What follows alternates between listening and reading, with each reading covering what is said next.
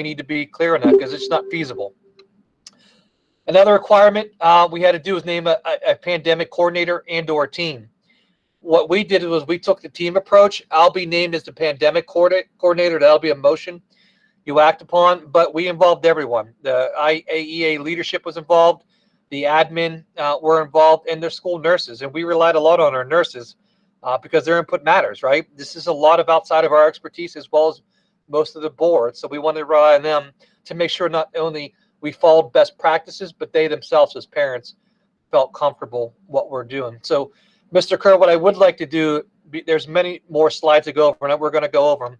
I just kind of want to stop there and make sure we pause for a moment and make sure the board's reflective and understanding of what we're doing here and what our reopening looks like, and address any questions now, because all of our plans will have some level of flaws in them, sir. And no matter how hard we're going to work, we can't control and mitigate every one of those issues, sir. No, I think what you've gone over so far makes sense. I know, I understand there's risk with anything that we do. You'd sent this out before to the board, and we, most of us probably have had a chance to read through it. So unless there's, open up to any other questions, comments. Okay. And if there's no other, and please, I can't see anyone because I'm presenting. So if there's anyone interrupt me, please do so. If not, I'll keep moving forward. Okay. The next thing I want to talk about, look, even though we can't control for every issue or every variable, what we can do is take a heightened alert with regards to cleaning. What you're going to see on the right, in the blue side and left side is PD's requirements. On the right is what we're doing. So you're going to see a 2-hour cycle cleaning created at all buildings in the green and yellow phases that really focus on high touch points. Disinfectant wipes will be provided to classrooms. We're going to clean the drinking fountains, but also we're looking at replace them with the, for lack of better terms, Mr. Kerr, the ones where you could just stick a bottle underneath and it fills the bottles up. That way, people aren't touching or drinking from the same fountain. We're also going to have to look at changing our policy, and this is something that'll go to Ms. Lowry's committee and our handbook, where we say, look, we're going to allow kids to bring watered bottles in pre-K through 12. At this point, some buildings do, some buildings don't. That's going to have to be scrapped, and we're going to encourage kids to bring their own water bottle. Not only does it make the most sense in school, but if we're going to require that in athletics, I don't think we should change that in the area of the regular education as well. And now, since March and all the time, especially now, we have been testing the water fountains. We are flushing them, we're running them, and we're documenting all testing to make sure that if we're not able to get the bottle filling capability ones, that these are up and running and they're clean. Greg, do you want to add anything to that I may misspoke about from your purview? No, you're spot on. We're looking at putting the water bottle fillers. They're going to be a touchless bottle filler also, so that they just have to put the bottle up and it will fill. We were looking at those beforehand, before this even started, for the cafeteria areas in the elementary schools. So we're going to go forward with that. Greg, do you have any idea what the cost of those things are? Actually, Cheney, I think you just received the prices on those on Friday. Can you tell us what the price on that was, please? We have not received pricing on that yet. I am awaiting that information, but he is working on that for us. I'm going to caution you not to get too excited about those. I found them to be very, very expensive, and we're going to need a dozen or so of those things. So just before you commit to those too far, let's get a cost on them. I would still like to do the ones in the cafeterias, because we're paying for we have to have water in the cafeterias anyway, so we're paying for Culligan water, and we're paying for cups for those. So it would be nice to at least get those for those areas, so we can remove Culligan water out of those. Greg, I'm not saying not to get them. I'm just saying that they're pretty pricey instruments. So doing what we have to do with them, we just can't go in and replace 30 of these water fountains with $4,000 piece of equipment. Yeah, and that's a good point, Mr. Harley. I don't think Greg's saying that. I think what we're saying is you're right. Let's see where we're at. Let's see what the prices are. We'll bring it back to the board and we'll make a recommendation and the board can decide what they want to do. At this point, we're just looking, but we think it's, fortuitous in our best interest to look at that at this point. Mike, absolutely. Absolutely. Okay. Yeah, Mike, I believe. Oh, go ahead.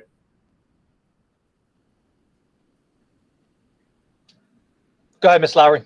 I like the idea of letting students bring water bottles wherever they're able to refill them.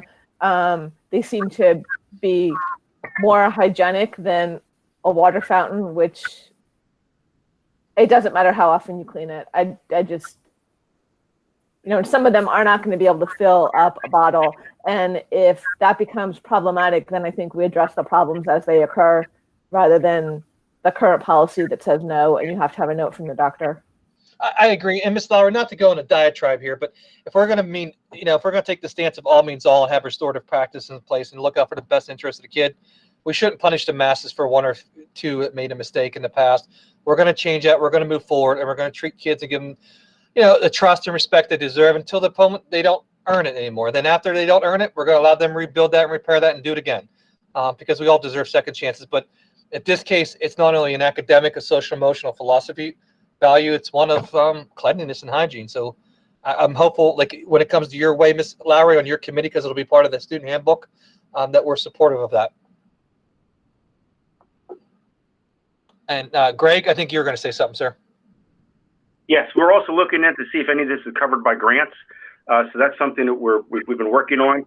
A ballpark estimate for them, Mr. Hurley, was somewhere around 1,500 to 1,700. Of course, that depends on how many we would purchase too. But we are looking at the grants that are out before we purchase too. Greg, would that also include a high-low water fountain, or does the water filler take the place of the water fountain? We would replace just the one. It would still stay the high. We don't have a high-low everywhere. The ones we would be putting in brand new, just in the cafeterias alone, would probably just be more of an ADA height low with a bottle filler above anyway, because that still gets it at a fairly decent height for the students. Oh, I'm pleased to hear that you're $1,500 to $1,800. That's half of what I thought we would hear today. So keep pursuing that. Committee, Mr. Kerr, the next one on here, there's going to be required some ventilating of the area. And as we know, not all of our buildings have the AC, but we think we can overcome that by right now turning the vents onto one of the highest speeds we have. We're going to bring fresh air in, and we have them set to the state minimum now, and Greg's looking to increase. He's going to monitor that frequently, and also he's changing the filters up to 4 times a year. So we understand the need for ventilation. It's going to be there. Greg and his team are working hard to meet that requirement, and we think that most of the times, the quality of air inside the building is better than that of outside when you look at the level of pollens, et cetera, et cetera. But Greg and his team feel comfortable that they can make that happen. Greg, anything you want to add to that I may have misspoke? Because again, you understand a lot better than I do. No, Mr. Brugger, I really don't have anything else to add except for, I know some people may ask why we don't use HEPA filters. HEPA filters, our equipment was not designed for a HEPA filter, unfortunately. Now, we have looked at some other items to help put into the unit vents and the air handlers themselves, but there again, we're just in the infancy of that, exploring to see if we have some other options. Most of them are a little bit costly, so that's why we are trying to explore as many avenues as we can. Okay. Mr. Kerr, the next one we need to have some consensus on and some understanding with the board is PD is recommending, right, that you do the best you can to get 6 feet of separation among students and staff throughout the day. Again, to the maximum extent feasible. They understand our schools weren't built for that. They understand our classrooms, our cafeterias weren't built for that. What we're recommending and what we can live up to is in the green phase, we know we can at least get 3 feet of separation, which aligns to the World Health Organization's recommendations. Now, we're going to shoot for more than that. Our teachers did an incredible job packing up anything that was loose or didn't belong there, wasn't district owned, like couches, bean bags, anything. We did the best we can to try to get that 6 feet of separation mark. But sir, we're not going to get it everywhere, especially with 85% of our kids coming back. So what we can do, we feel comfortable with, is we can at least say we can get into classrooms 3 feet separation. And if we could do more, we're definitely going to do more. In some classes we can, but then that's in the green phase. If things would shift and go to yellow phase, well, by doing the alternating days, we could then adhere to the 6 feet separation expectation. Now, I'll also argue I like this plan because if the state's going to allow people to play football and the state's going to allow their extracurriculars and sports to happen, they're going to be right next to each other when you're on a football line. So at least we're going above and beyond. But I want to be transparent with you. 6 feet everywhere, every day may not be feasible. We know we can at least get 3 feet, and then the areas which we can get more, we're going to get more. But I want to be clear on that. And then the second thing I want to be clear on is about masks. PD's not requiring masks. It's making it optional.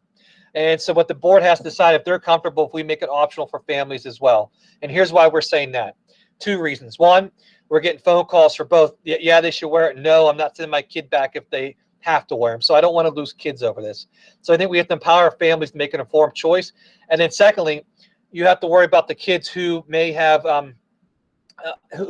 some disabilities or some insecurities, anxiety wearing these masks. It would be intrusive and damaging to them at some level to wear it. So I think what we can do is empower families to make a choice that they feel most comfortable with, but the board has to decide if they're comfortable. If you say, hey, Mike, we wear masks, then we wear masks.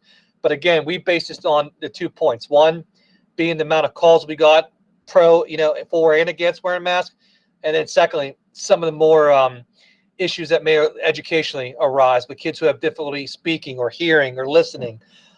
Kids who have have autism, may be anxiety ridden, see their teachers with the mask. Now, we could strongly encourage again to wear them in the hallway exchange. We could do other things, but this is one where, as an administration, we're going to need to know what your comfort level is and see what we want to change in this case. And I think we did a nice job being reflective of the community and families' needs, and we have them in case people need them.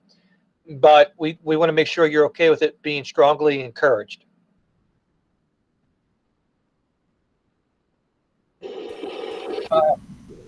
I guess my initial response is, it sounds like you've got a mixed from the phone calls. Some want the mask and some don't. And Yes. Yes, sir. I'm thinking then, we may have to designate certain classrooms that have masks to accommodate. Like you said, we don't want to lose students, and maybe parents wouldn't send their child if we chose not to require the mask. What we're doing, sir, is we also have a hybrid room in each of our elementaries. So for those kids who have compromised immune systems or just don't want to be in a large room, we are setting aside rooms, the hybrid rooms, where kids can come to school and do ideal with their teacher in that building. And that would be a smaller amount of people. There we can, encourage the mask and give them a little bit more, a better feeling or sense of safety in those hybrid rooms. But you're right, we have got some phone calls, and parents were very clear. Look, I don't want my kid wearing a mask. For example, some kids may have asthma, and that may be difficult for them to wear a mask. So we're just trying to be reflective. And again, my thought is really, if the state's not going to require it, then that's telling us something as well. But we are getting some calls both ways, sir.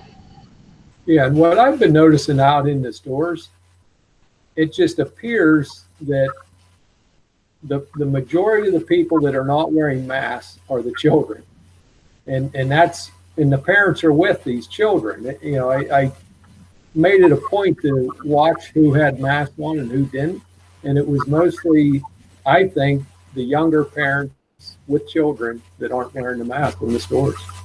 Terry, it's really hard to find masks that fit children or even smaller young adults. So I think that may be part of the reason is just not easily accessible.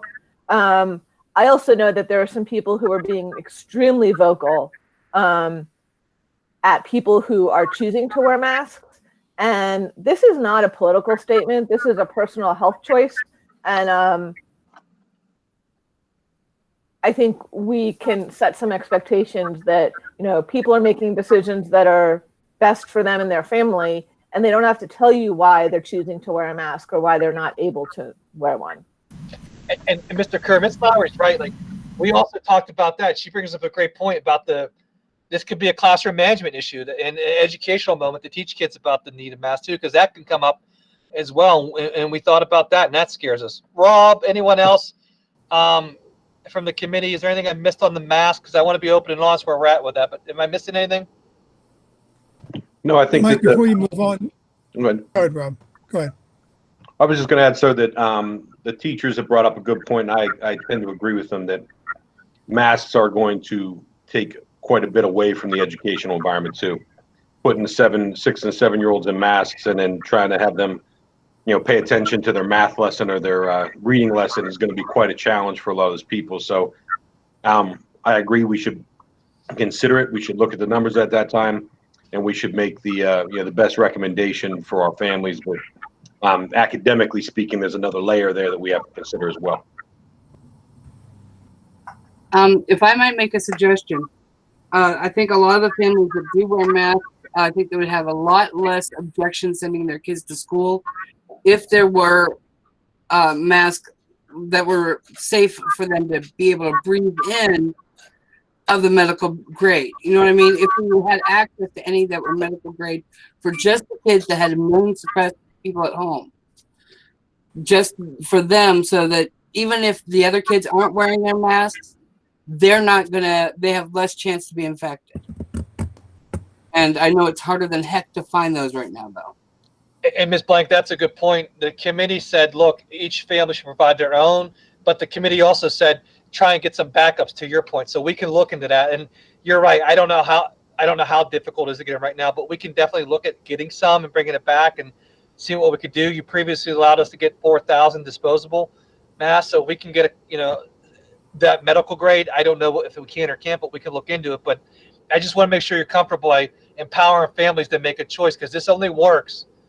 I mean, this works depending on families working well with us. For example, when you talk about temperature checks, well, if a child takes a whole bunch of Tylenol, comes to school, and their temperature may be down, but they have COVID, then we're an issue. So there's going to have to be a lot of communication with home about, if you're sick, stay at home. So there's a lot of work to do on our end to communicate, and we're going to over communicate it. But preventative strategies, communication, and education are I think are our biggest allies moving forward as we try to take this insurmountable task. And I apologize, Mr. Harley. I know you've been wanting to say something. I should shut up.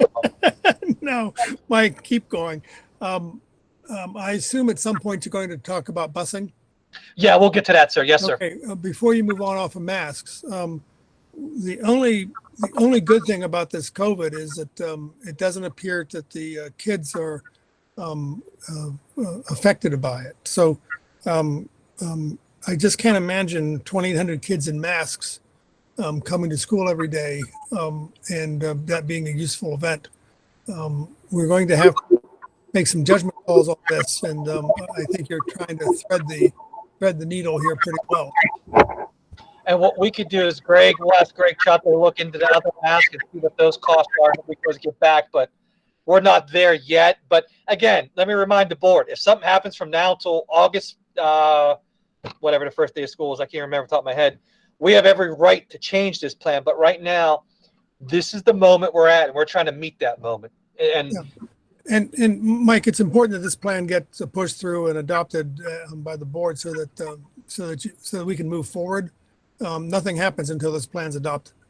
And I think everybody listening needs to realize that this plan is to talk about building in flight. This is like building a space shuttle in flight, not an airplane. And Mr. Harley, if I can complain for 1 minute, but when it worse is when we're getting this plan off the ground, because you got every principal, every nurse, the IEA working together, and then the PLA comes down and says you have to do your own athletics plan. Well, I don't know why they didn't make it a part of this plan, sir. And I'm not an expert, and I'm not at the state level, so I'm not trying to be critical, but it was just another plan that we now have to build at the same time. And that's where it gets convoluted, sir. Mike. Yes, sir. This is Walter. My sarcastic comment about all the students wearing masks is, I'm afraid we'll have classrooms full of ventriloquists. But to Uta's point and to your point, seriously, I don't think it's just a teaching moment here.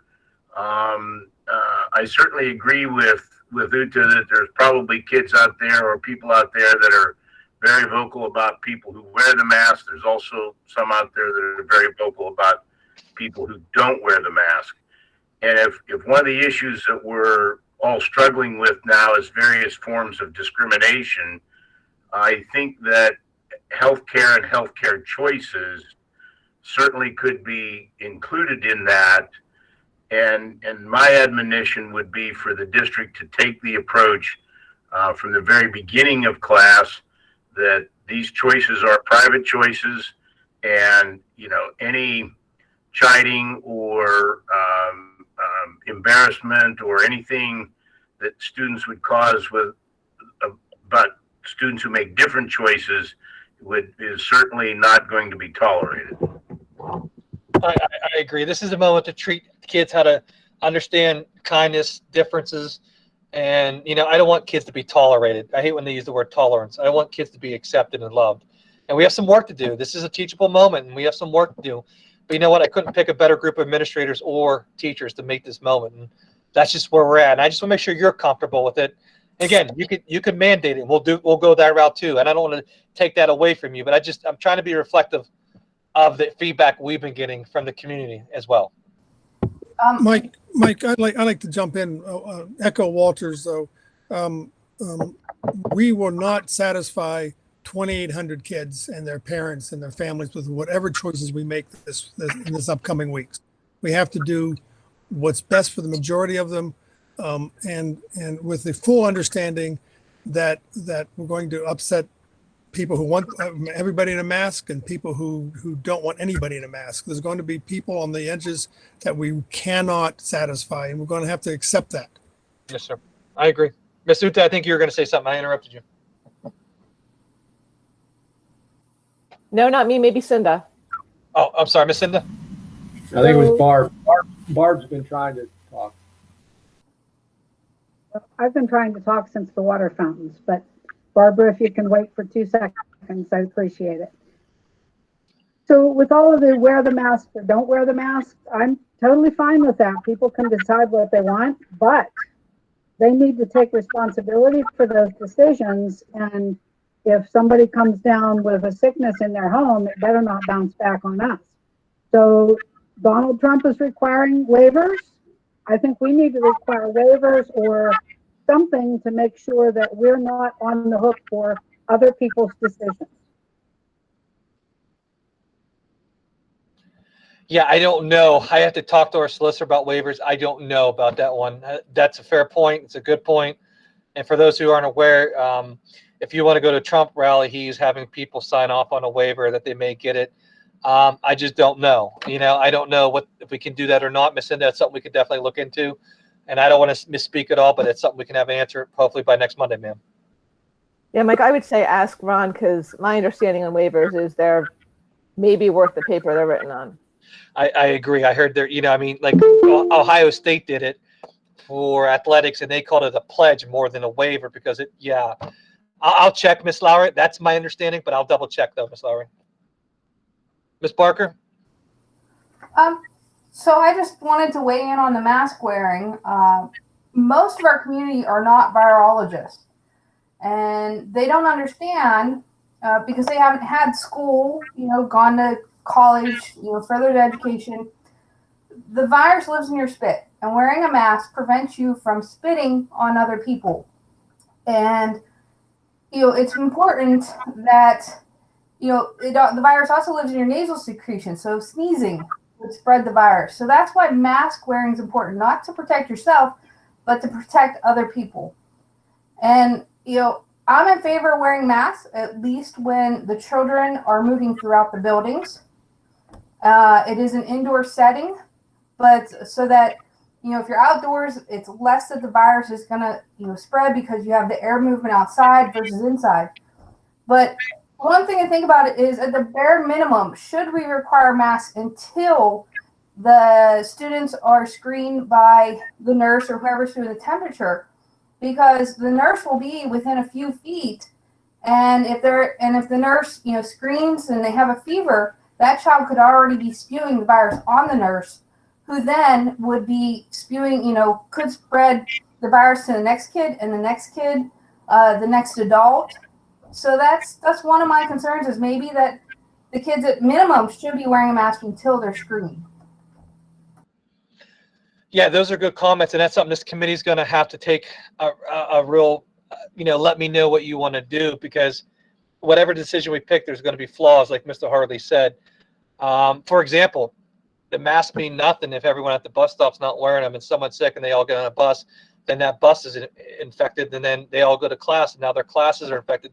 There's no foolproof plan, and we're going to talk about temperature checks here in a minute, but Mr. Kerr, I'd ask you when we get close to this, if there's anything that I need to change, let me know sooner rather than later, but you know what I've written, and then, I think maybe you could take all the input from the board members and then let me know what you want to change, because I think it's all, where I'm struggling, Mr. Kerr, is everyone has good points, and it's all good feedback. And we just have to pick a direction, and that's where we're at, sir. So if that makes sense, Mr. Kerr. I think, to be fair to you and your team presentation, I think it'd be good to go through it first. Sure. And then maybe there's going to be a couple items of outliers that we're going to have to, discuss further. Okay. The next one we want to talk about, and again, I know this is redundant and silly, but we want to be open and honest with the board, is the use of cafeterias. They're saying, to the best of our ability, let's do social distancing. We're saying, look, we think we can meet the requirement of green phases, which allows for no more than 250 people in one setting. We will abide by that. We're going to offer a space, though, in each building for those kids who maybe want something a little bit more private, because they may not be happy with the 250 max. But our schools weren't built for this, and each building has built a plan. I didn't update this. They have built a plan, which I did not link to the plan yet. I apologize. I'm running behind. I'll do it tomorrow and get it out to you by Wednesday. And what they'll do, to their best of ability, is do social distancing where they can. But it's not an absolute guarantee where we can 100% ensure that. Will we make a good effort? Yes. Will we do the best we can? Absolutely. We'll have an alternate space for those who may want that. Not a shadow of a doubt. But there is some risk in there, and I'll update the board with those building level plans later on. Now, if we're in yellow phase and our max occupancy of one group or larger is 25, then we're going to have to make some real changes there and look at what we could do to address that to the best of our ability. I'll just reiterate, remember, the rules say, to the best of your ability, to the maximum extent. Are we doing it to the maximum extent, which we can? I have no doubt the buildings are. Is it going to be 100% perfect? It's not. And that's why we're going to have other space for those who would like that. And that's just us being transparent and honest with you where you're at. Greg has been in every classroom. I sent him to every cafeteria. He's been doing the numbers and looking at that. And again, what we're going to do is, we'll get to it in a minute. We'll have some hand sanitizing stations right before they get in line. We're empowering the principals to wash hands and/or hand sanitize. So preventative measures will be in place and executed and done well, but schools just weren't built for social distancing. And then when you add on the fact that 85% of our families want to come back, that adds another layer to it. And that's why we're going to focus on preventative measures. Greg, anything you want to add to that from your purview, since you went through all the buildings and looked at them? Does that pretty much summarize our conversation, sir?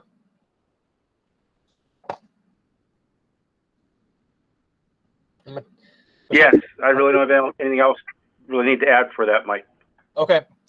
Which brings me on to my next thing, Mr. Kerr, hygiene practices. So the nurses did an incredible job building lesson plans, presentations, and different videos we're going to share either through the students or to the staff, or educate the students and/or the staff to help update them on hygiene practices, because this is a teachable moment. And that's going to matter. So they're building out time for the year, especially the beginning of your onboard staff, but as well as onboarding kids and educating kids and families about proper hygiene practices. And here's our current thoughts. As soon as they get in the building, we're asking them to wash their hands, much to Ms. Barker's questions and comments. As soon as they get in, you're washing your hands or using hand sanitizing machines. And due to time constraints, right, we're going to have some issues getting the kids in the building. We do have some staggered, drop-offs with the bus schedules that we've developed, but there's going to be some barriers. So that's why we're doing hand sanitizing as well as and/or washing their hands. They're also going to hand sanitize or wash their hands before lunch and after lunch, and right before they get in to line will be a hand sanitizer for them as well. They're going to have to wash their hands and/or sanitize their hands after recess as well, and anytime they use a lot of high-touch items like scissors, markers, etc. So again, you'll see preventative strategies. Proper hygiene is what our plans build upon, but there's some work to be done, and it's not foolproof. Greg, anything you want to clarify or speak about with the hand sanitizing that we spoke about with regards to the cafeteria and coming right in the main door? We're going to have them located as well. Anything you want to add to that? I believe we've ordered another additional 45 stations. Not all will be floor mounted, some will be wall mounted. So there will be at just about every single entrance that we have, and we will have an ample supply. We also have the hand sanitizer, or not hand sanitizer, but the wipes, like you said earlier. Those are ordered too. We did not get the full pallet yet that I'm aware of, but they're ordered, so we should be receiving those definitely before school starts. And Greg, can you let the board know, and apologize for my lack of vocabulary, but we got the right hand sanitizer, correct? Like I know there was some, you can get some without the alcohol or whatever that may be. We have the one that we need to have, whatever that one is. Is that correct, sir? That is correct. We will have the requiring 60 to 70% alcohol, and we will have that. Okay. Mr. Kerr, if it's okay with you, can I move on, sir?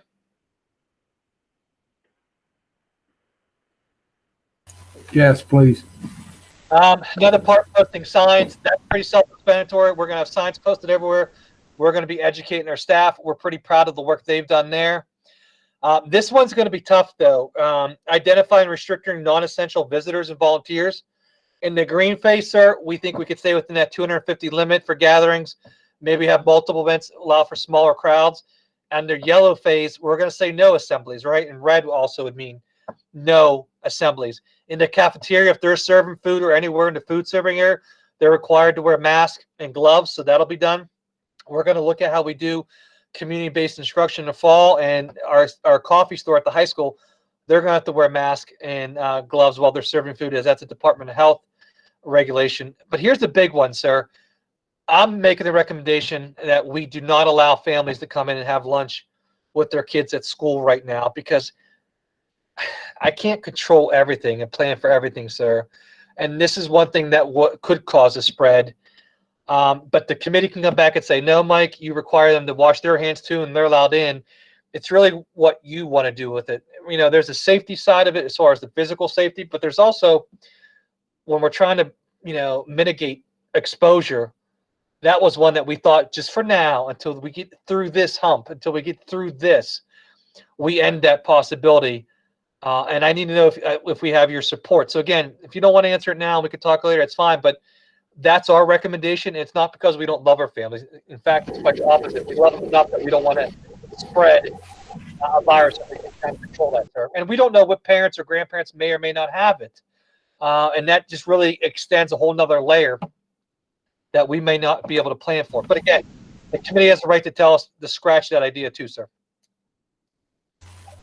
I think my comment, I read this, and at first I knew it was a tough decision. It's not something that we want to do, but I think it is something that we can do to make this whole plan better. So I'm okay with it. And Tom just sent a chat text and said he was okay. Barb?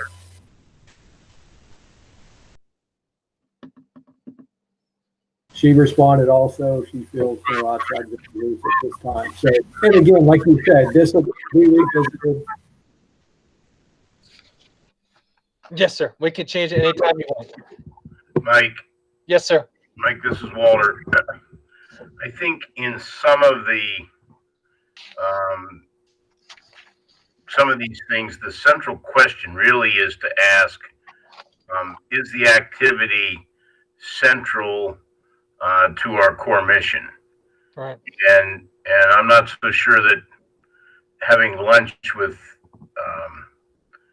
families in the school is an essential part of the core mission of providing education services to our students. And good. And I think, just let me kind of conclude that. I think maybe that's a good guideline for any of these options that you're looking at is to ask that question first. And if the answer is no, then I think you should feel fairly comfortable in delaying it or postponing it or whatever till we get through with this. If the answer is yes, it is essential, then I think you go into the steps of trying to mitigate or whatever you need to do to minimize the impact. Yes, sir.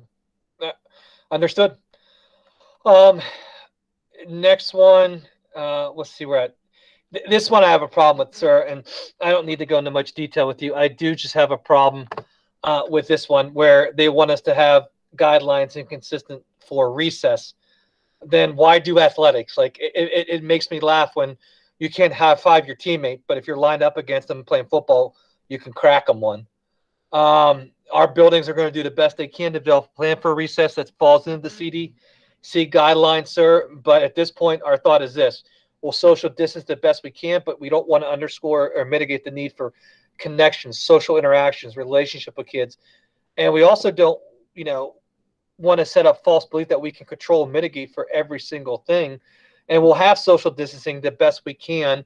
But right now we're thinking washing hands or hand sanitizing before you go out and before you come back in is going to be the best way to handle that. We also talked about spraying down the equipment, but Greg brought up some good points. When it's nice outside, nice enough to go outside, the UV lights, the rays, the sun is enough to hit some of the germs. So he felt comfortable with that.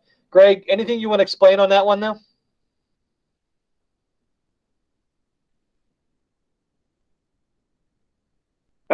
If we do have to go out and clean them, that will take additional time. And I'm not really sure we are going to have enough time with the current custodial staff we have there during the day to be able to get, if we're eating breakfast in the classrooms, we're eating lunch in the classrooms, and we're disinfecting every 2 hours, we probably wouldn't have enough staff to go out and do anything with playgrounds. I'm hoping that that is true. I mean, if UV lights are being used to disinfect, I would think that UV lights outside would also be taking care of that. Not a biologist, so I can't really tell you that for sure, but I would like to think that that is accurate. And if the committee says we spray it, then we figure it out. But we'll defer to the committee, but that's our current thoughts on that one, sir. Well, Mike, I think the other part of it is if we're cleaning the equipment right before they go outside, you got to make sure it's dry because the wet equipment is going to definitely cause somebody to get hurt. Yes, sir. Yes, so, you're absolutely right. I was under the impression that the elementary kids are less susceptible to the COVID, and that they're the ones going to be using the playground. I also was under the impression that they backed off of some of the surface contact now with those directions. So I'm less excited about the playground being washed down every time a kid touches it than I was a month ago. Is there any information on that that's different than what we currently have? I don't know, Ms. Hurley, not that I'm aware of, sir. That was our understanding as well, but I can't say it's certain because no offense to the news because they do an incredible job, but it changes every day. Or I feel like there's different messages every day, but that's our understanding, sir, but I'm not saying I'm right, sir. This one, the next one, Mr. Kerr, is a big one, and we can talk. Mike Travis is on the call, and he can add into this. This is one of the biggest ones we're having troubles with. Now, PD's recommending we adjust transportation schedules and practice to create social distance between students. We talked today, we do at some cases only have 3 or 4 or 5 buses unloading at a time. It's not all 12 or 15 or whatever they may be. Some of that's already in place, but if you do any more than that, then it starts taking away into our schedule, instructional time, breakfast, et cetera, And I'm not saying that's more important than someone's safety or health. That's not what I'm saying. I guess what I'm saying is let Mike Travis go over our bus schedules now, tell you how many buses you're dropping off at one time, and see if you're comfortable with that, because that to me is a staggered.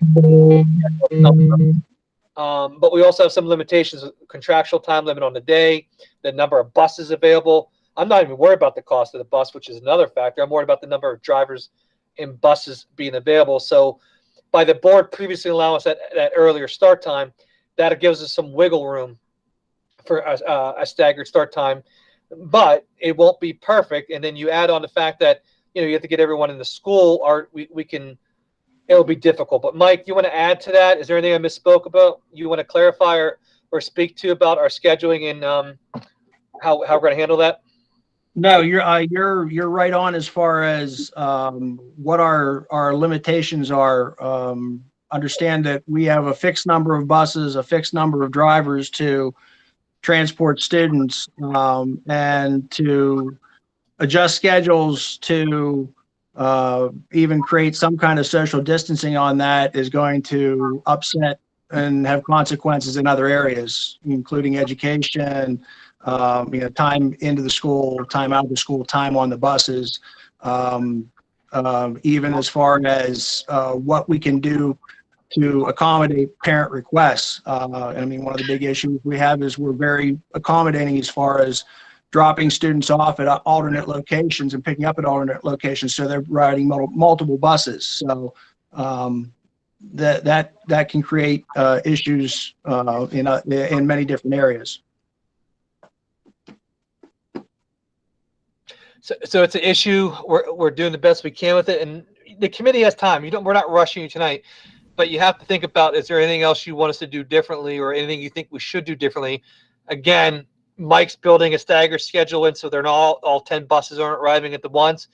But you may have, like you said, anywhere from 30 to 20 to 40 kids on a bus, and times that by 2 or 3, you will have multiple kids coming in.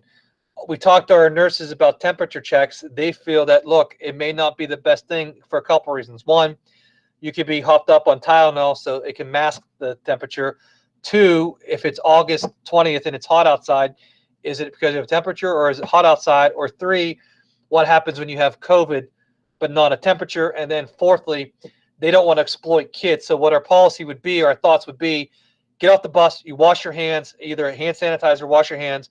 Teachers and paraprofessionals, principals are going to be trained by the nurses to look and screen and watch kids and see if they have any certain issues or symptoms. And then if they do, we're automatically calling the nurse's office. The nurse will go down and get the child, so that way they're not walking through the halls. And then we'll perform in privacy, because there's a whole privacy factor, a private screening and temperature check to make sure kids are safe. We're also going to send a letter home to parents saying, look, try to help us at home like you always do, and make sure that that you check their temperature before they leave. If they're sick, you don't put them on the bus, because wearing a mask or not, you get them on that bus and they touch someone else and it spreads. It's a whole nother issue. So we have a lot of work to do with home. We're just blessed to have good families who I think will meet the moment with us, but that's where we're at with transportation. And I just need you to think about, make sure you're comfortable with that. And because there's so many pitfalls. We went down this road so many times, and we're struggling with it. And that's where we're at right now, ladies and gentlemen.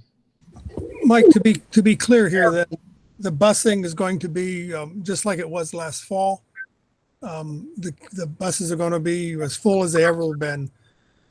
I think our only alternate to this is that we don't transport anybody, and then suffer through that problem. But I don't see how we can take the buses to every other seat, the kids in it, and you take a 60-person bus and reduce it to 20. The resources just aren't there to do that. And that's correct, sir. Even if we did have the financial resources, I don't know if you have the buses and drivers available. And I'll defer to Rob, but I think on our survey, our parent survey, of the people who said they're definitely coming back, I think about 58% of them said, well, they'll use the bus transportation. So I think once we get the final number of the survey and we know where everyone's interests are, we'll see who's wanting to take a bus and who's willing to drive. Again, I know 58, 60% is a large number of people running the bus, but that still means 40, 42% will be driven to school. So that helps us in our mission. But you are correct in everything else, sir. Rob, do you want to clarify anything that I misspoke on? I think you're right. I think it is right around 60%. I'm going to pull up the survey here and see if we're very far off. If we are, I'll chime back in, but I think you're right on. Okay. And again, Mike, I guess I had was number one, I guess. This is, I can see where this is the problem, and a lot of us thought it would be. Can we, I guess this is one area where we could consider requiring the mask to be worn if we can't solve this, I guess. And then another thing, which is opposite than what we normally hear, can we have some students walk that normally would be walking, instead of, we made some changes the last couple of years of picking up more students. Does that free up some space? I like the idea about wearing the mask on a bus. That's something definitely, if the committee wants to vet that out, let us know. We could do the same on our end. There's nothing that precludes that, right? That makes sense. But Mike, you're gonna have to answer the latter question. I don't know about that one, because I know you brought that concern up to me about how we drive, the number of people we pick up, even these in multiple stops. Do you want to speak to that, Mike? As far as requiring students to not be able, or not requiring them to walk, but requiring parents to provide transportation for students for a certain distance, that's a decision you as a board would have to make. We could follow that. Would that free up some space? That would free up some space and some time, both at the elementary, probably in the secondary level. But I can tell you, it's very hard to take away from something that you've given. So but that would be your decision to make.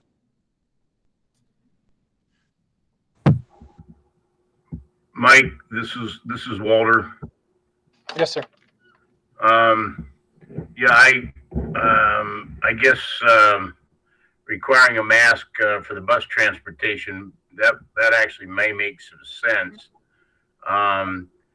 If your buses are only running at 60% capacity in general, or on an average basis, can we dictate which seats the kids sit in once they actually get on the bus? We can always assign seats, sir. Yes, sir. And so my point is that maybe we social distance wherever you can on the bus, and make that sort of a policy that the driver enforces, that he doesn't allow kids to bunch up, all at the front of the bus or all at the back of the bus, as the case may be, and then just fill in with wherever you, if the bus goes over 50%, then you just deal with that. But I think, as you have pointed out, PDE keeps saying wherever you can do something, or wherever practical, or what have you. So maybe we make that as a part of the plan, is the bus drivers will separate the students as appropriate or as possible on each bus run.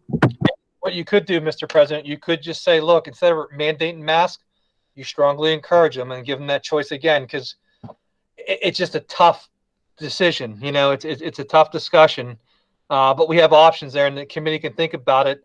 But I like the assigned seats. Mike can work on that, work with the drivers, and we'll social distance to the best we can. And then the board can think about the mask. At this point, it's tough, because then if you say, hey, you have to wear the mask on the bus, why don't you wear it in the school then? I guess my only response to that would be it's because the bus is much more confined space. I'm not saying I'm right. I'm just trying to think through, there's so many pitfalls as you open up, and there's so much risk involved. There's not a sure shot answer. So that's all I'm trying to bring up, sir. Yeah. Mike, you're not going to leave a kid at a bus stop that doesn't have a mask. Agreed. Yeah. So the strongly recommended is probably the strongest language as we can get. Yeah. And Mr. Harley, I don't think we should be suspending kids too if they didn't wear a mask. Like that, you got to be careful about some draconian rules that you set up for kids too. And we get to think all those things through. And that's why, it was a hard decision. But if you ask me, well, what was your final decision that came down to making it a family option? Because if choice is important, flexibility is important, and if we're going to stand by being compassionate, well, then we have to empower families to make a strong choice. And that's what we're trying to do. I'm not saying, And Mike, we need to remember that we're in the green phase. If we move back to yellow, then making things mandatory that we have right now as being optional would make some sense. Good point. Yes, sir. Good point. And Mr. Vukovic, just to let the board know, we are working with our contractor. The contractor is working to develop safety guidelines, plans, procedures at a corporate level. They are a national company, so they're working on plans at a corporate level that they can pass down to the regions. So they are discussing things like appropriate seating arrangements and loading and unloading procedures so that students aren't crawling over each other to get on the bus and get off the bus. But they realize that they are customer driven and they want to accommodate at the local level what their customer is requesting. So any decisions that we make, they will do their best to abide by them. Next one I want to talk about real quick because I know we're running out of time until our 6:30. I still have a whole nother plan to go over. We have to coordinate with local childcare. Miss Urbani, Dr. McMasters, Miss Savagian have done, and Miss Shelley Wright have done an amazing job working with them. So not only in the issue of COVID-19, but what they're doing is quite brilliant. They're saying, look, if we shut down and if we have to go to a hybrid model and kids are more in daycare, let me show you daycares, how you can help us. And what's been remarkable is the early learning providers have been working incredibly well with our team. So this is a bigger moment and a bigger opportunity than just the COVID-19, which may be the impetus to why we're doing this, but there's bigger long-term advantage here. So I'm proud of the work they're doing. And that's enumerated in the plan as well. Health services is where it's getting a little tricky. We're going to monitor staff and students for symptoms and history of exposure. And if you're sick, you stay home, right? We have concerns about that because we can't say go home and get tested. So what we're going to impose is a 72-hour rule. What we're looking at, and this is something to think about, that 72-hour rule before you can return to school. Some schools have done 24 hours, 48 hours. But the research we found, or let me say the literature we found, was recommending a 72-hour before they return to school if they have symptoms. And that doesn't count the quarantine phase. This is if someone just may be sick. Now, here's where it gets tricky. We have to be flexible in our attendance for kids, make sure we're providing kids online work at home so they can keep moving forward, because I think you're going to see a lot of this, especially as flu season comes. And it's going to be hard to determine which is a flu and which is COVID, and they're going to work like heck. And I got some more work to do in this area with the nurses, and that's on me. They gave me a lot of information. I just yet to update it, but we are looking at a rule of saying, look, when you feel sick, stay home and err on the side of caution and allow time for you to get better. And then we'll coordinate with you and help you while you're home. So it's a difficult recommendation. I understand that, but that's where we're leaning at this point. I have a question. Yeah. If a student comes to school and has a fever and is sent home and they have siblings, are we going to require the siblings to be sent home too, or would they stay in the schools? That's something I have to talk to the nurses about. Honestly, I don't know. And I don't want to misspeak.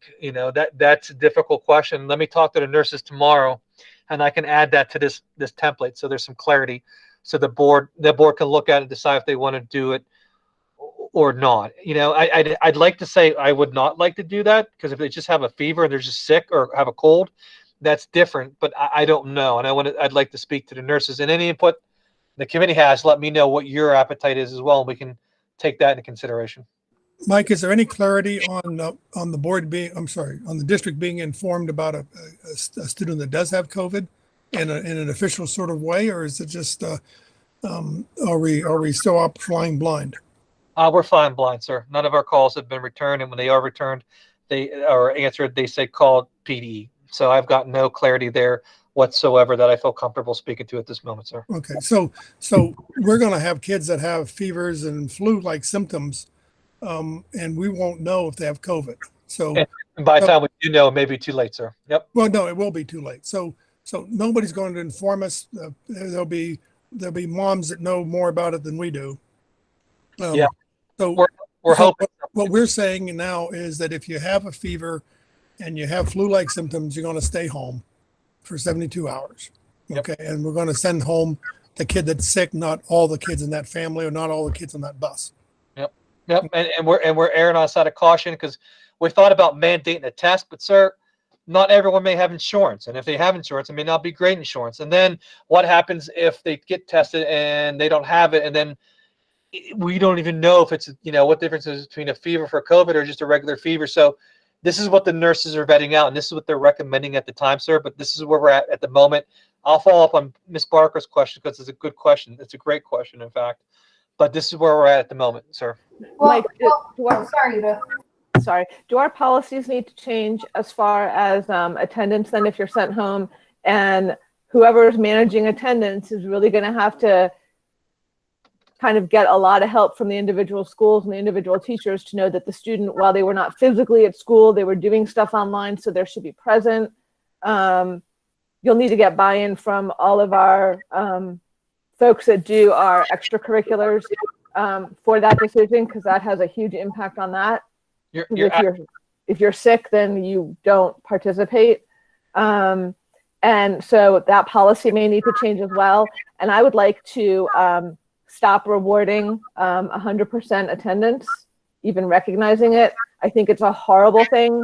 I know that there's kids that come to school that they're sick because they want that, and they want to be able to say that, you know, they were never absent.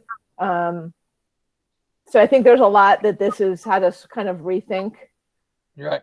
You're absolutely right, Ms. Lauer. We have to look at the attendance, and at this point, we're hopeful to bring it forward at your next policy committee meeting, have something in place. I know it's not for a while, but it gives us time to really look at it and build it. But you're right. The last thing we need to do now is be hurtful, punitive, or draconian. But you're right. We have to look at that. You're absolutely right. I do think we also need to remember that if kids are home for 72 hours, that's 3 days. How does that impact their families?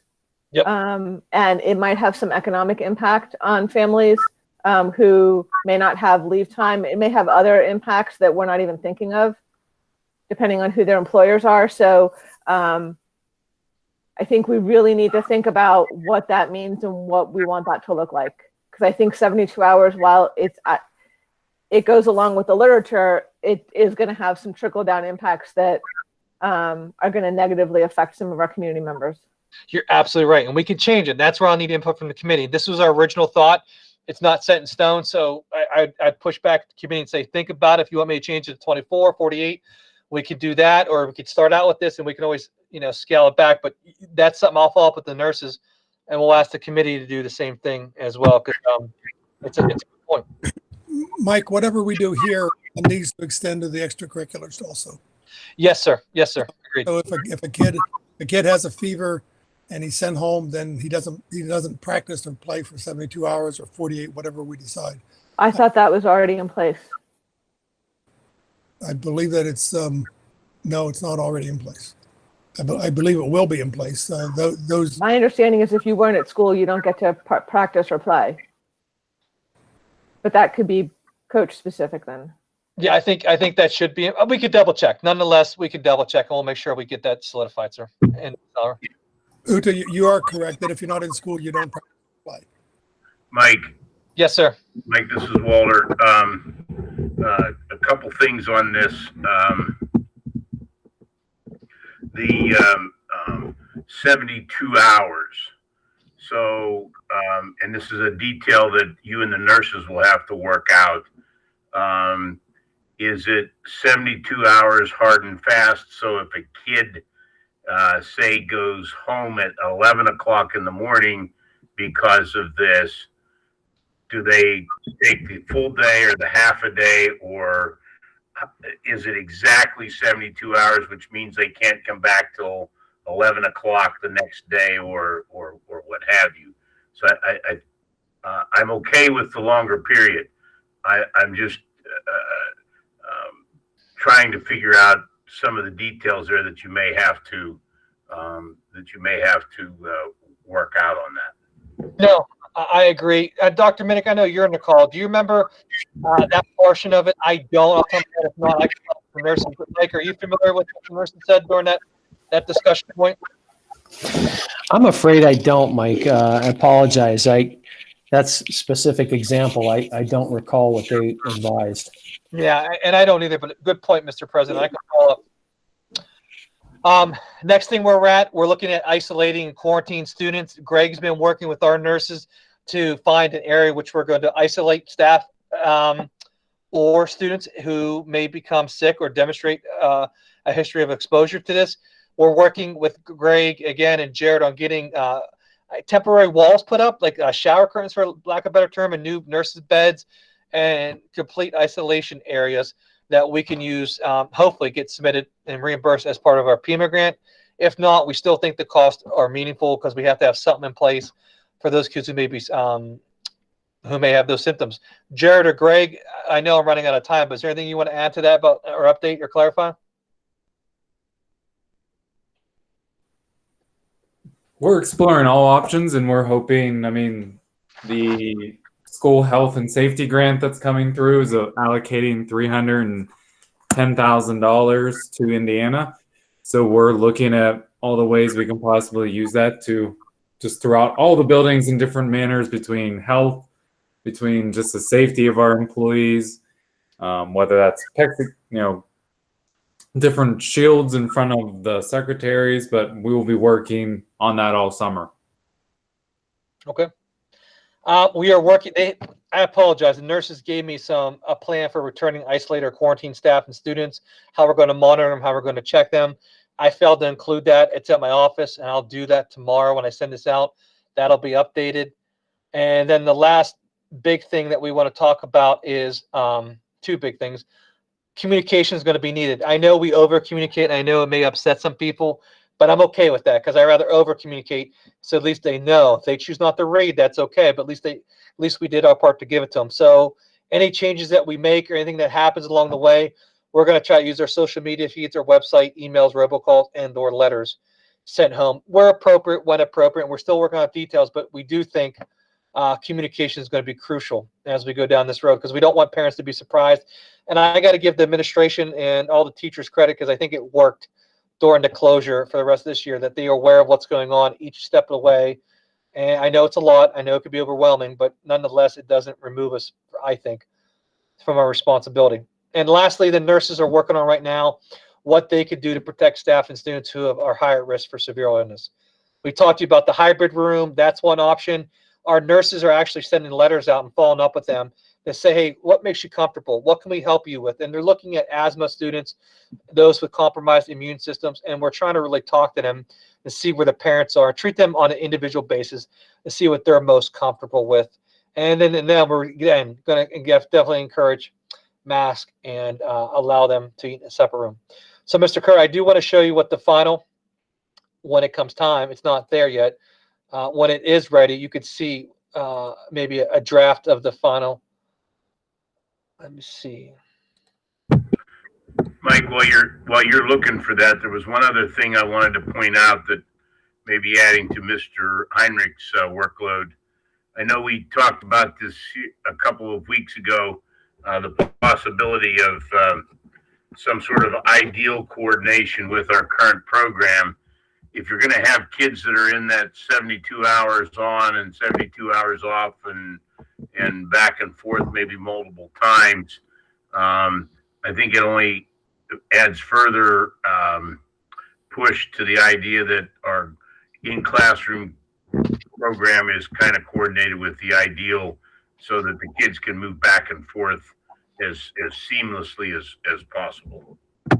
Yes, so we're actually working on a couple versions of that. So we will have plans for you soon. We're going to work with the union about having a Google Classroom that mirrors what's going on in the classroom. Once again, depending on the numbers, or if it's standard operating procedure that the teachers just have a Google Classroom that mirrors what's happening, so that students that are forced to be home will be able to get on there and not get too far behind and actually, hopefully, not miss a beat. But we will report out when we have that plan. Thank you. Mr. Kerr, for the sake of time, I will send this to the board. This is just, for lack of better terms, the administration got together and said, look, we did a nice job. We felt we did a nice job on the original document about your informed choices.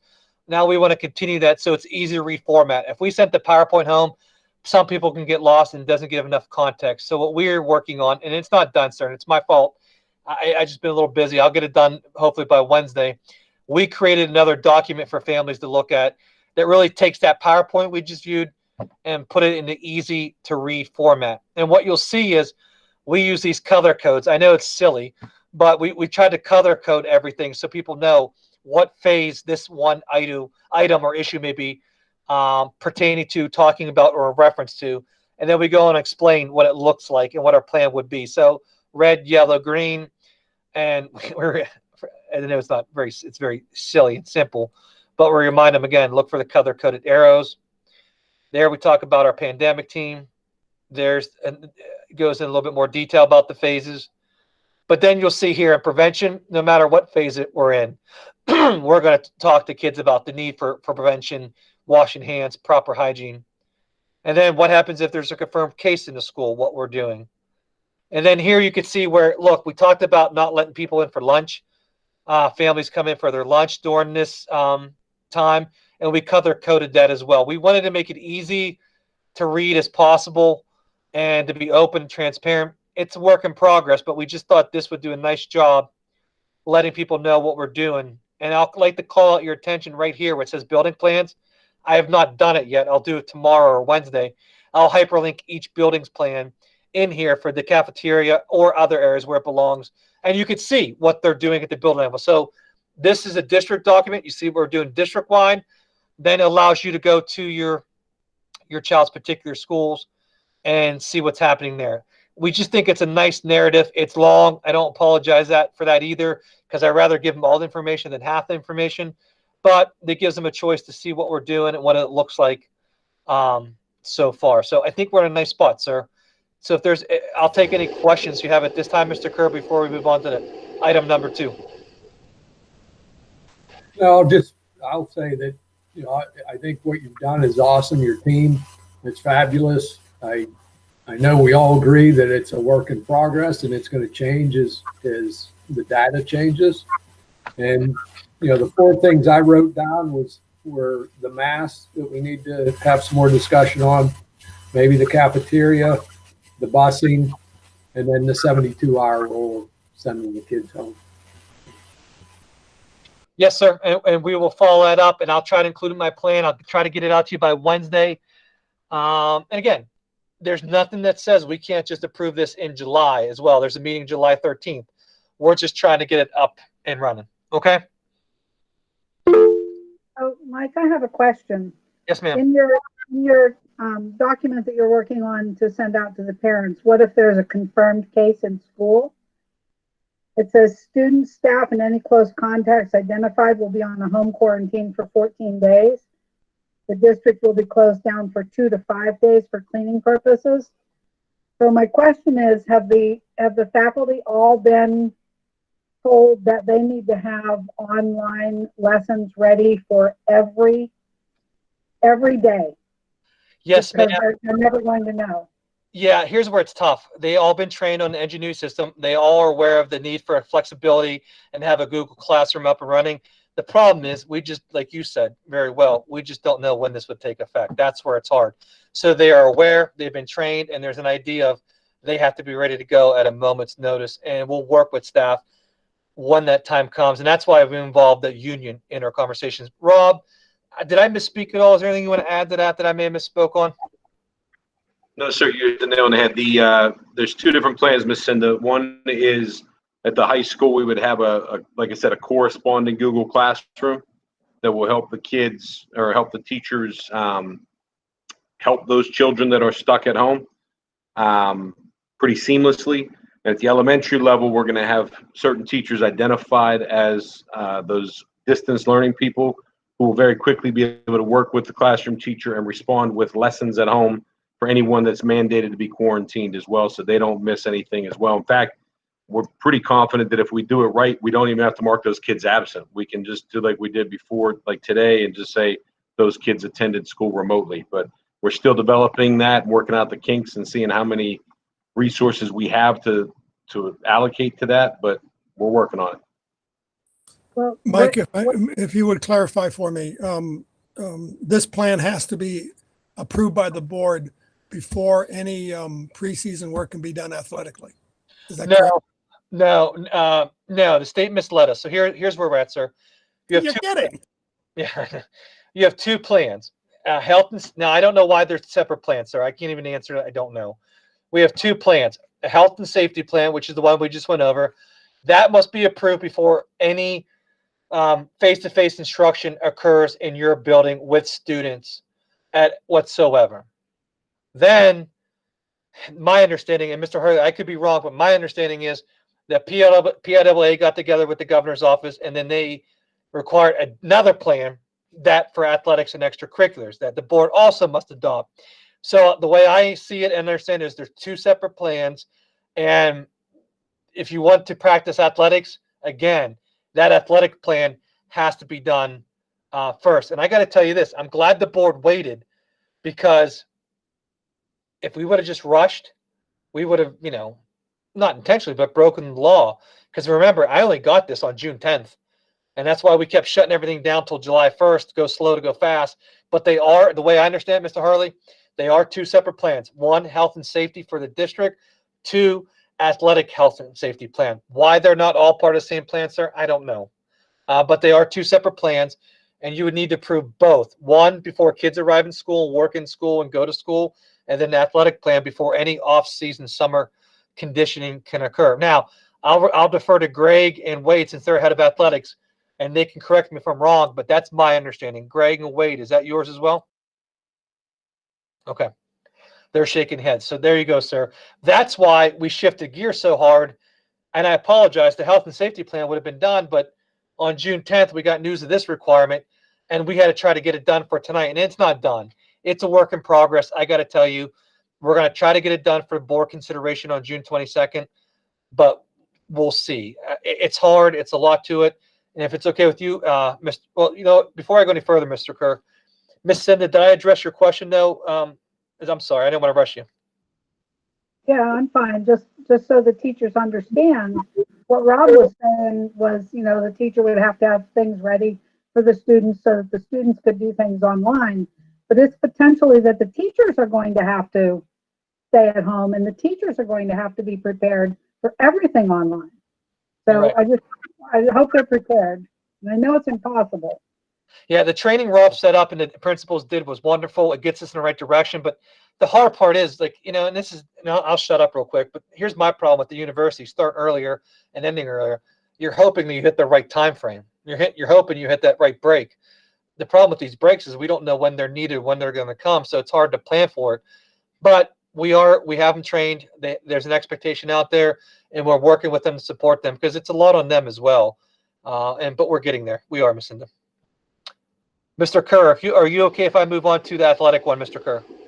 Yeah, but my last comment, I'm okay with not approving this till July, but I'm going to throw that back to the chairman also for his opinion. I think it's important, absolutely, to get this the best that we can get it. And it sounds like it's going to be a struggle to get this for the 22nd. Yeah, you have a couple things, Mr. Kerr, options. Know this, I'm not going to bring it forward unless it's ready, unless you feel comfortable.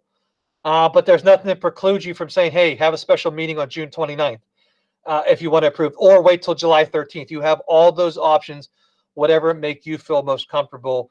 It's just the timing was bad, Mr. Kerr. You gave this, not you, you know what I mean. They gave it to us on June 10th, and we're just trying to wrap it up, and we want to get everyone's input. The coaches, and I'm appreciative of Greg and Wade having the foresight to go get input from the coaches, but there's still work that needs to be done. And I got to tell you, in my opinion, some of the athletics health and safety plan is more difficult or different than that of the regular health and safety plan. So there's some issues that need to work out. And we won't bring it forward, sir, unless we feel comfortable with it. So you have our word on that as well. Okay. Terry, if you're kind of asking me to weigh in on this, my opinion is I'd like for them to present it at their earliest possible convenience. But as Mike said, to make sure that it's done at a level that they feel not only comfortable with, but confident in. And regardless of when that is, whether it's next Monday, a week from Monday, or 3 weeks from Monday, it's got to be done right regardless. And to your point, Mr. President, Mr. Kerr, this is no different than the health and safety plan for the district. You can always reapprove it and always require changes as well, too. So it is a living document. Please do not think it is, approved once. We do have to put it on our website. We do have to send it to PD, but we can always reapprove it and resend it as well, sir. So if it's okay with you, I'll move on to sports. Is that okay, the PWA plan? Yes, please. I'm going to defer a lot to Greg and Wade. They did a good job doing a lot of legwork. All I really did was capture their thoughts and start putting it into a document. So I'm going to share my screen one more time, and then I'll turn it over to Wade and Greg. This document is nowhere near done. It has a lot of work to do. But then again, in our defense, sir, it's already 20 pages, and we just found out on Friday about it. So we're heading down the right direction. It's just quick and coming fast, and that's why we're trying to get it done. So let me pull it up.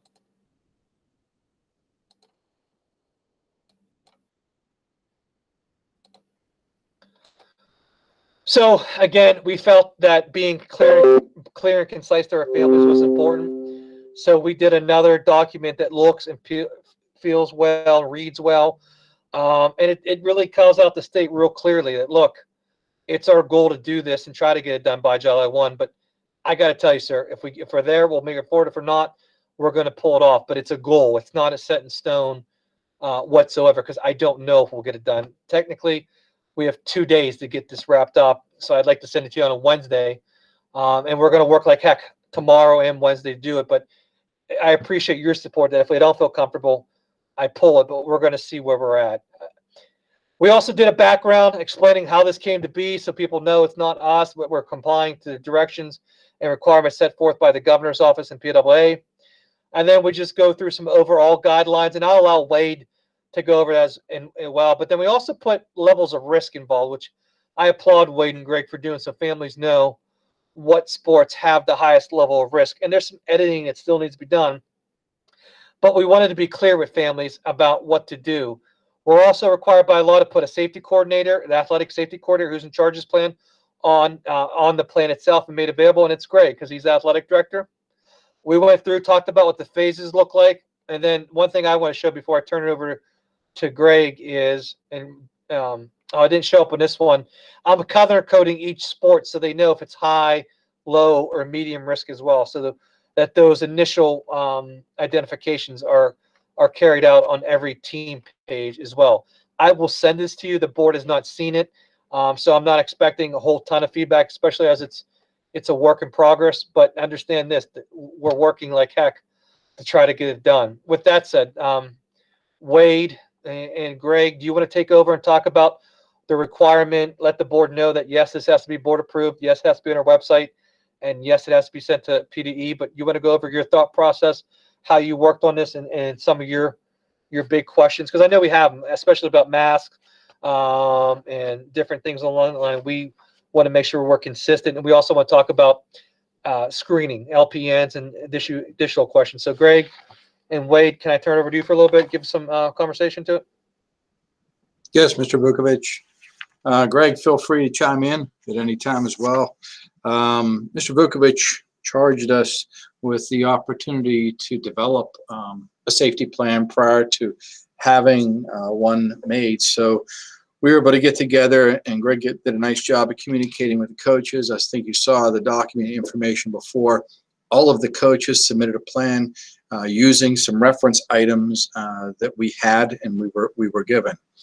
And as this plan now is required, we started coming through a lot more resources, the CDC guidelines, as well as the National High School National Federation of High Schools, as well as UPMC's information.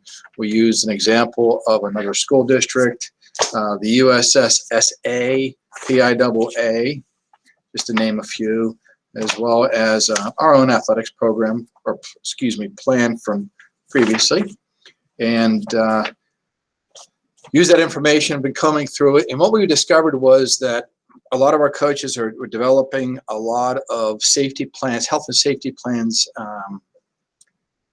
exclusive to their sport, which was really good.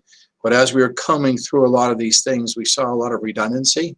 So we shifted gears. We tried to find as much information we could to put in our overall health and safety guidelines, so that when we do include the individual sports, that'll be very sport specific for them. So you see there are almost two pages of those overall guidelines that go with that. We had gone through some of the information as Mr. Vukovic stated, developed those levels by sport, the risk levels for that. And we're able to identify, what is high, moderate, and low risk, depending on contact, closeness of practices, and so forth. And we have guidelines for that, whether it's conditioning practices or competitive play, and being able to implement as much as we can where it's feasible. And going through there, one of the things that we're looking at here is throughout the literature, it talks about health screening before any conditioning or any practice or any competitive play. So we're working on to see what that will look like. We were given examples, some templates that we can use, for documentation purposes, in case there happened to be an incident or a case of COVID, then we'd have that information to guide and track. Greg, you want to take too much of the thunder of the work that you had done on this as well. So how about, would you like to add to it so far?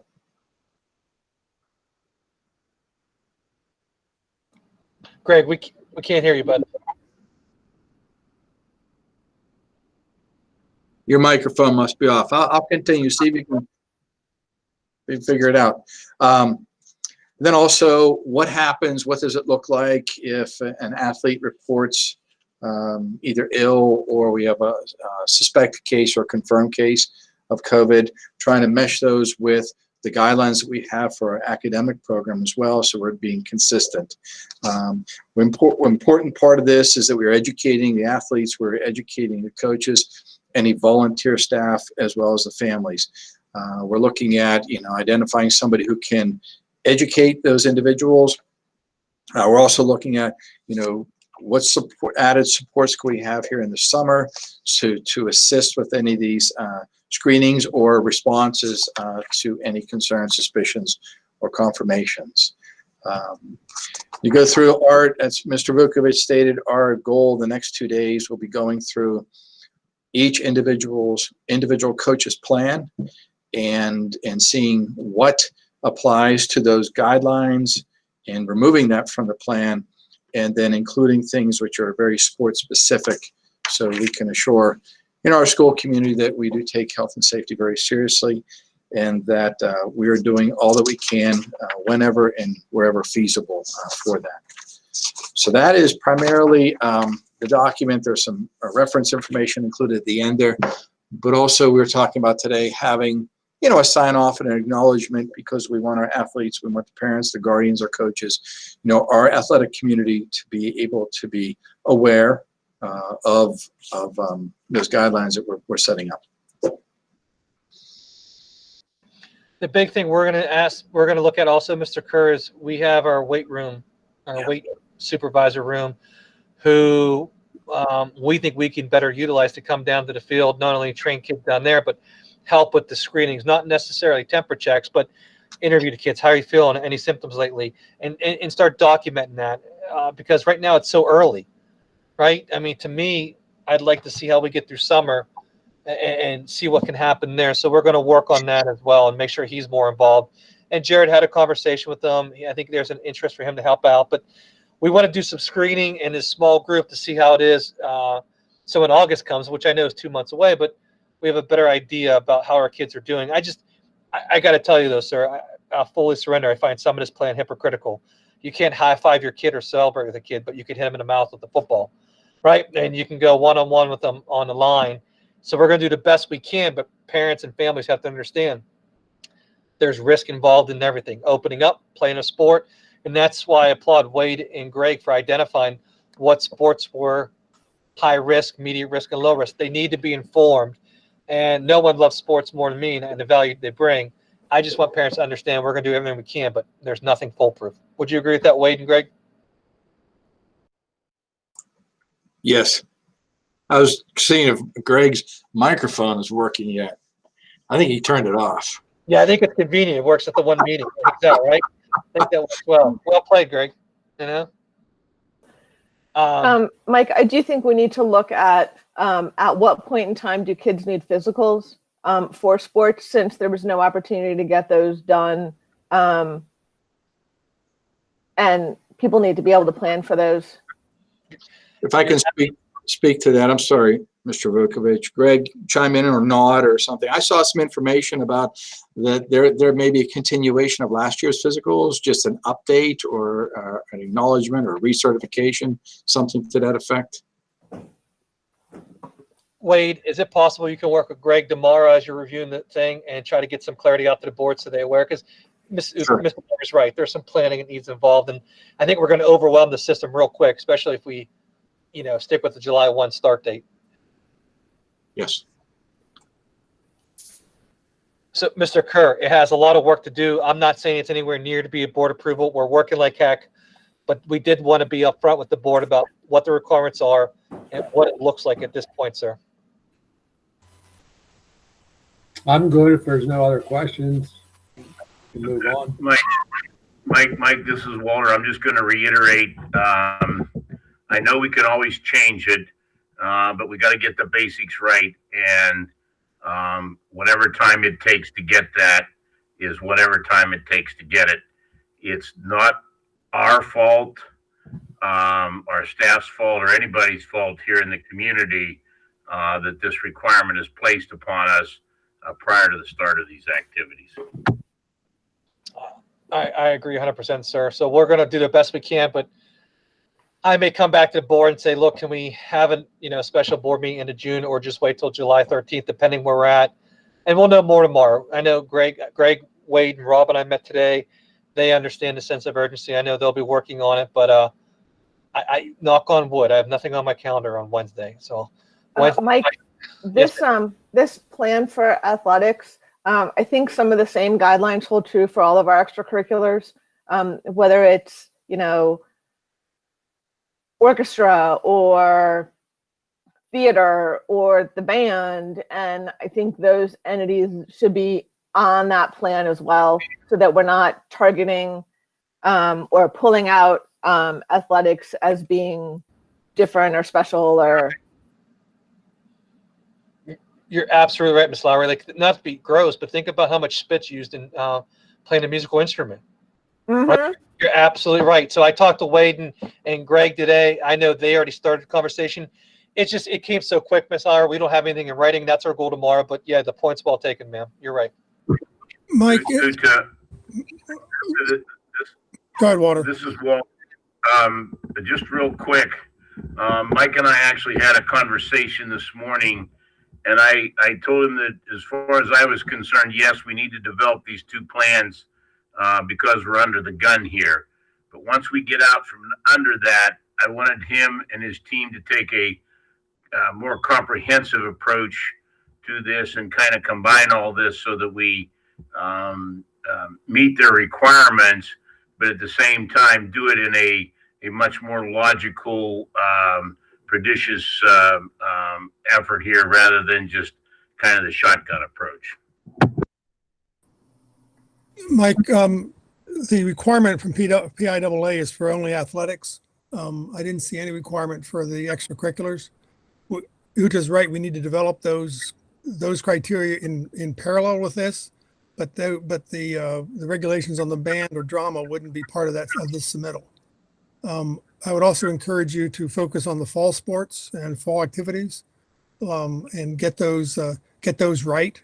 We can spend 2 months doing baseball and softball, but getting drama and football right out of the gate here, we won't have that chance to correct.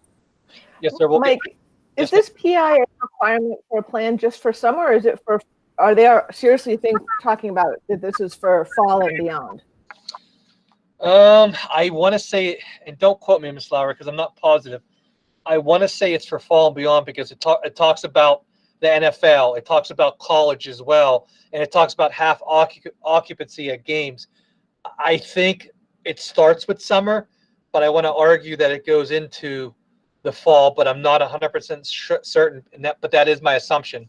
Okay, Wade, thanks. Wade, Rob, Greg, do you guys agree with that? I agree, Mr. Vukovich, and Greg and I have been talking about this, and probably as we get closer to competition in the fall, I'm sure more guidance will be provided for those things. I agree. Miss Barker asked if PWA approved sports yet. They have not said no to them. So the Greg and Wade, I'll defer to you as the athletic experts. My understanding is they're planning on a reopening, and as part of this reopening, you have to have a plan in place. Until you have that plan in place, there is no reopening for athletics. Wade, Greg, is that correct? Agree. Okay. Well, the one article I read through one of our school board, one of the emails they sent in our school board, I thought it said that if you have a plan in place, you can play summer sports, but they haven't, even with a plan in place, they haven't approved fall sports yet. You could be right, Ms. Barker. I don't know. You absolutely could be right. And I think to your point, the sense of urgency of trying to get summer conditioning in place and the heat acclimatization and all these conditioning drills may be the impetus behind this. And you could be right. I'm not sure. Ms. Barker, the article that you read, the information you had, do you know when you received that and read that? Well, it would have been last week. I can look through and see if I can find it again. If it were last week or a little later than that, then it could have very well been. But now we're charged with getting plans ready for the summer and fall to get it going. So it could have been right at the time when you read it. I think it was today's what, Monday. It would have been Friday. Was it the day they made their announcement? There was a couple emails from. I'll look it up and then I'll send it to you. Thank you. So, Mr. Kerr, that's where we're at. Wade will follow up on the physicals and get clarity to the board. Is there any other questions before I move on to number 3? Because I know we're running behind already. That's my fault. But can I get to number 3, sir, if that's okay with you? That's okay with me. I've been receiving requests. We partnered with this agency last year to do summer art camp at our junior high. I told her I can't do anything until I talk to the board for multiple reasons. 1, you have to approve the request. 2, I kind of don't want to let anyone in the building until I get our plan approved, so I know it's done right and it's secure. But what you see in front of you is their request. There's 2 options, plan A and plan B. As long as the board's okay with allowing her to use the facilities like you did last year, I can handle it at my level, have her complete the paperwork, have Jared work with her. But they're looking to conduct another summer camp in our building, in this case at the junior high, like they did last year. She's called me twice. I haven't had a chance to talk to her. I'll follow up with her, but I'm fine with it as long as the committee feels fine. And there's some contingencies in place that we, Greg and Jared and I, feel comfortable that we can control where they go in and out of, that we know the spaces and that you're comfortable with it. But I believe they're going to ask for it to be, don't quote me, I have to clarify, I could be wrong, but they may ask for it to be no charge again, as I believe they did last year. So I'll have to follow up on that. But I at least want to get this out to you because I promised her I would definitely talk to you about it, bring it to your attention. But there's some work I need to do on my end. And at least want to bring it to your attention now, and then maybe we can work on the rest of the facts as we move forward.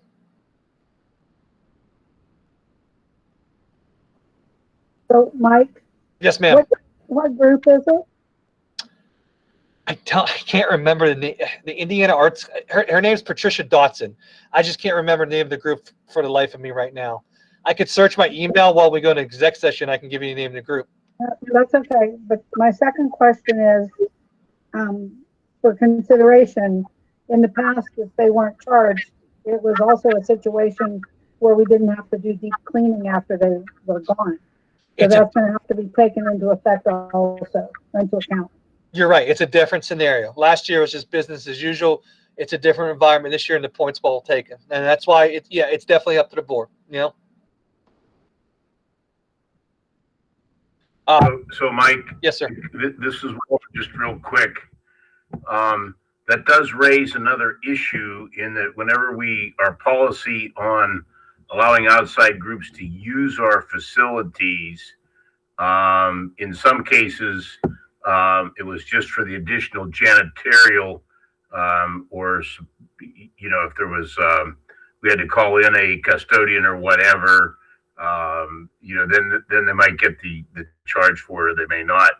We may need to have her committee start thinking about if we do have to do the extra deep cleanings and it does run us more money, we may want to rethink what our policy is on the use of the facilities by outside groups, so that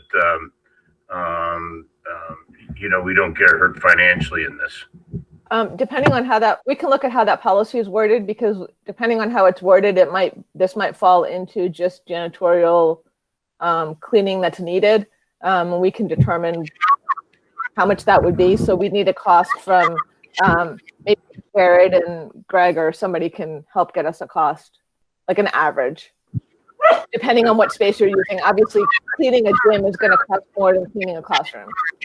I'm not asking you to write the book. I just think figure out and just verify that we've got it covered. If you've got an existing policy, I'm good with that. We just need to make sure we've got it covered. That's all. Yeah, fair enough. We'll talk to Jared. I'm going to work on the other two plans. Not that this is not important, but I'll let Jared handle that part with Greg and get something out to the board. In his defense, he knows nothing of this. She emailed me directly, and she's nothing but a nice lady. I just haven't been able to get to her, and that one's on me, sir. So we'll follow up. Mike, this has been done numerous times with these people. This is 80 kids doing art in the middle of summer. I would certainly support opening the building to them under some conditions, and I'd also support keeping the costs at an absolute minimum. Getting 80 kids back into anything, I think, is a noble effort. Understood, sir. Yes, sir. Mr. Kirk, can I turn the last one over to Jared? I know we're running behind, but at least we get through the budget items, the agenda items. Yes. Jared, do you want to go, sir? Yeah, I had previously sent the board a copy of the capital reserve budget, and we can certainly talk about it tonight, or in respect to the time, we will have it on the agenda for next Monday's Audit and Finance Committee, as well, as it is a budget. So it's up to you, Mr. Kerr. Would you like to discuss it tonight, or would you like to wait till next week? Do you know what the agenda looks like for next week? Is it going to be a 2-hour meeting also? I mean, certainly the 2021 general fund budget is probably the biggest item on there. We have a couple updates on that. We'll be talking about the tax rate that the board will be approving that night. I mean, there isn't a whole lot of changes to this capital reserve budget, as it's pretty standard as to what it has been in the past. I did add the playground item that you had asked for. That was my fault. I had forgotten to put that on there. But all the other items are pretty standard.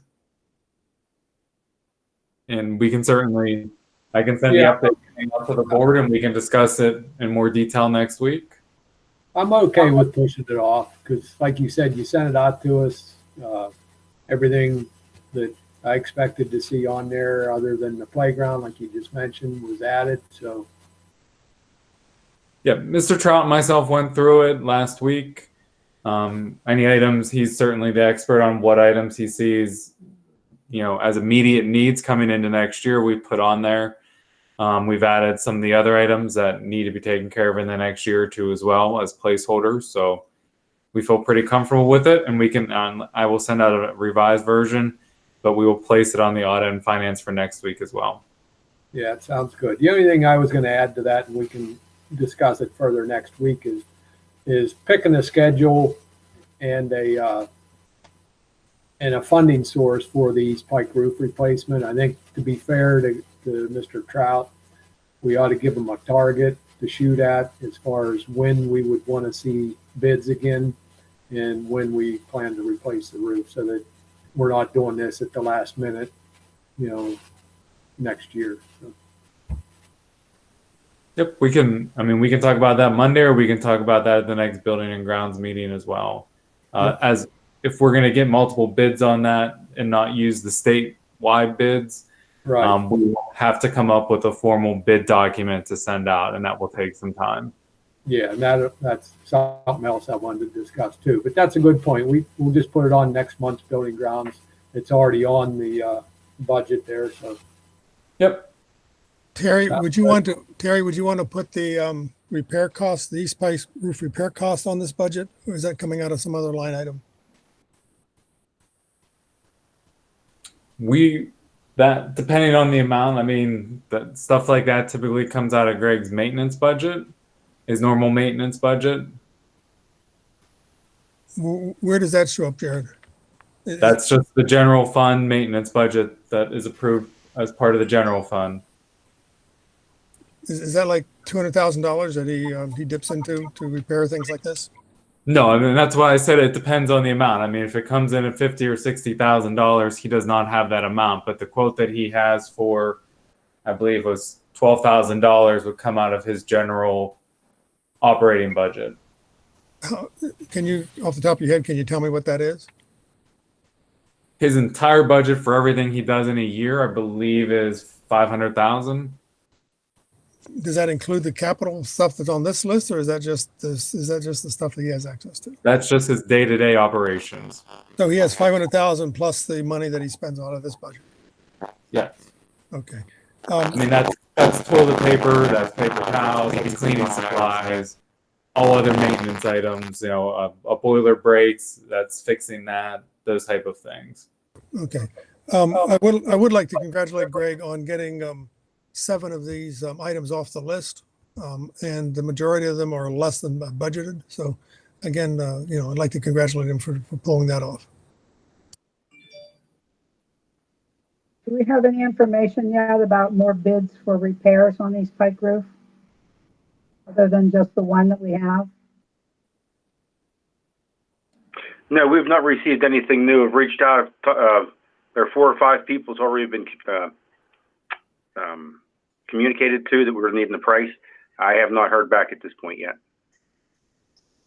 Okay, thanks.